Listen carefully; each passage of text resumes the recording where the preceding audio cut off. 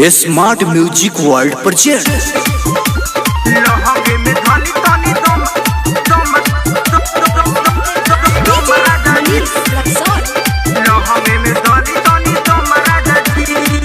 राजा जुआता पसीना गरम भइल बा केटीना बम दाबल करी रहुआ तनी कम राजा जी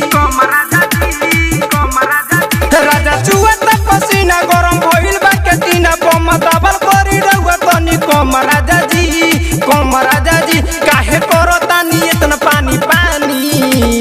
लहंगे में धली तनी दम राजा जी काहे करतानी इतना पानी लहंगे में धली तनी दम राजा जी लहंगे में धली तनी दम राजा जी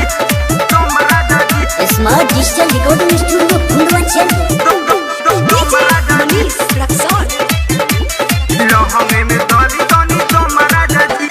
लागत तोहरा चाटी चाटी छोड़बत मोरा ढोरी हो चीनी में बोरा लागत तोहरा चोली में बानी बोरी हो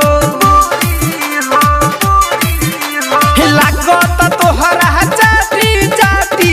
छोड़बा मोरा ढोरी हो चीनी में बोरा लागत तोहरा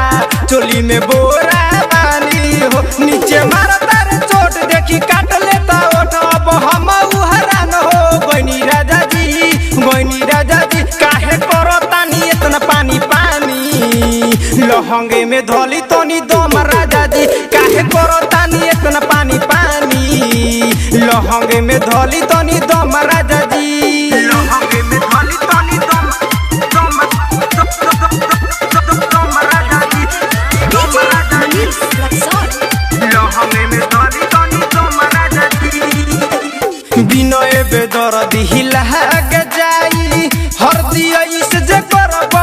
हो देखी ले सिहरे हे मनवा हमरो करब जे धके रगरी हो बिनय बेदर्दी लाग जाई हरदी ऐसे जे करब हो देहिया सिहरी मनवा करे जंग धके लगरी हो सुन राजा ई विकास बड़ी लागत पियास रौनक देवर तनई के गरम राजा जी काहे करतानी इतना पानी लहंगे में धली तनी दम राजा जी काहे करतानी इतना पानी लहंगे में धली तनी दम राजा जी राजा जुआता पसीना गरम भइल बा केटीना बम दाबल करी रहुआ तनी कम राजा जी काहे करतानी इतना पानी लहंगे में धली तनी दम राजा जी काहे करतानी इतना पानी लहंगे में धली तनी